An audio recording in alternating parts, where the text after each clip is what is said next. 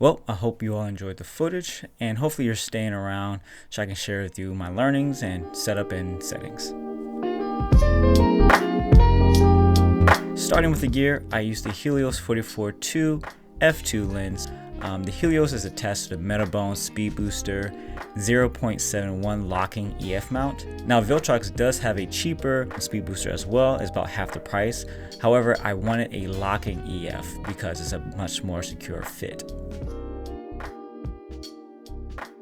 Now getting into the pros, using the A7.1 adapter effectively gives you a magnification that's much closer to full frame, which benefits the Helios because the image circle covers full frame. This allows you to see the full characteristics of the lens, which is the swirly bokeh everyone loves. Now my copy had no control of the aperture. It seems to be not functioning properly, so it stayed wide open at f2 the entire time. So pulling focus was the most challenging aspect when using this lens. And some of you might say, oh, the image is so soft, you can't see anything, it looks like mush. Well, now you know why. I had no control of stopping down. But I'm just going to take creative liberty and say that it was a intention.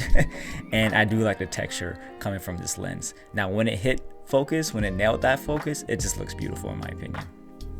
Also, some of you might say that the Speedbooster is an advantage in this low light sort of testing, and my rebuttal to that is that if you're using a native Fujifilm lens that is f1.2 or a t1.3 like my SLR Magic 35mm or the 7 Artisans 35 1.2, those are roughly the same equivalent. So you're not gaining more light per se with this setup. If you were to use one of those lenses, you'll still get this roughly the same exposure, maybe a point stop of a difference, but there's no major difference in this case in terms of exposure. My ISO is set at 1250 and I just kind of roll from there. Now when it comes to the settings, I was in 6.2K open gate, 24 frames a second, ProRes HQ, f-log2 with a VND, which is a 2 to 5 stop, and a 5% Cine bloom. I took those two off once it got darker. However, I had to put on the VND, and I'll tell you why later. The media that I use is the Angelbird Cfexpress Type B cards, and I have a 512 gigabyte card and a 160 gigabyte card. The 512 card is the SE version and has a maximum write speed of 800 megabytes per second and a sustained write speed of 800 megabytes per second. And the SX 160 gigabyte reaches the 1600 megabytes read and write speed. And so I got both because I wasn't sure which one would perform best, and I'm happy to say that the 512 gigabyte card performs beautifully. I haven't missed a beat, hasn't messed up anything. I can sustain all of the read and write data coming from the XH2S, and so that's probably the better value. Now, funny enough, both of these are the same price, $180 depending where you get it, but they're $180. But I would actually get the 512 because in 6K open gate at ProRes HQ, you can get about 25 minutes of record time on a single Type B card, and that's the 512. With the 160 gigabyte card, you only get 8 minutes on the highest recording setting. So that's where I want to show the distinction. But I have both. There's that. Now all of this was handheld. I didn't use a tripod or a monopod, and I used the IBIS boost.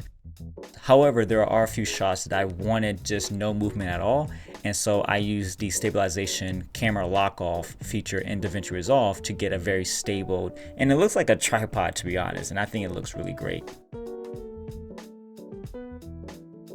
Now, I absolutely love filming in open gate and displaying a 3:2 aspect ratio. It gives a much more immersive visual experience. Combining that with a Speedbooster and the unique characteristics of a vintage lens, you are going to create some magic. So it's important to me to experiment with various vintage lenses like the Helios or the Mamiyas or what have you to create new aesthetics from an optical perspective. You have to remember, lenses are the paintbrushes to your canvas, and so you shouldn't forget that. All these sensors are fantastic, but to set yourself apart from an aesthetic point of view, find different lenses. You want a lens that can help tell your story on a visual aesthetic basis. Now when it comes to exposing and color grading f-log2, for exposing f-log2, it wasn't that difficult at all actually.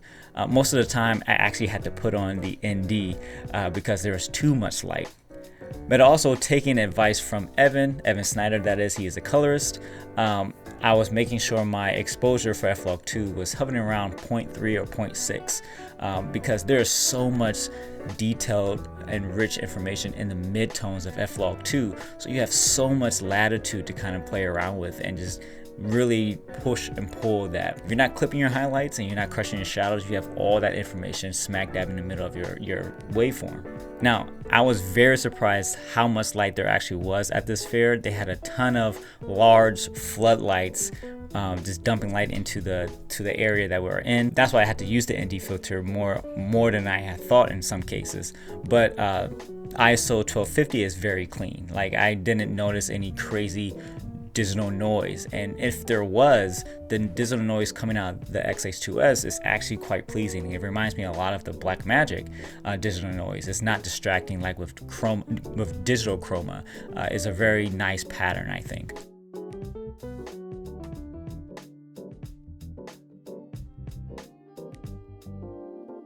And then when it comes to grading, it's fairly simple. I used Evan Snyder's Fujifilm LUT pack, the warm f-log2 to Rec/9 conversion LUT, and I applied a bit more contrast.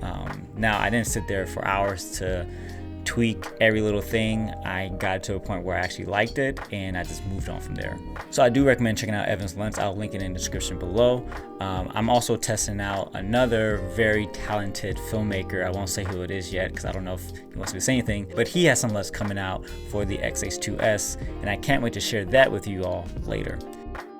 But that's it for this video. I hope this inspired you to get out and start filming. Me, I have a hefty list of lenses to finish testing, so I'm gonna be busy doing that. And let me know in the comments below, what lenses should I check out, vintage or modern? And also, what are you shooting on lately? What's your favorite lens to pick up? Don't tell me it's the 18-35 from Sigma. Let's move on from that lens. It's a good lens, but let's move on. Let's try something different. But until then, I catch you guys later.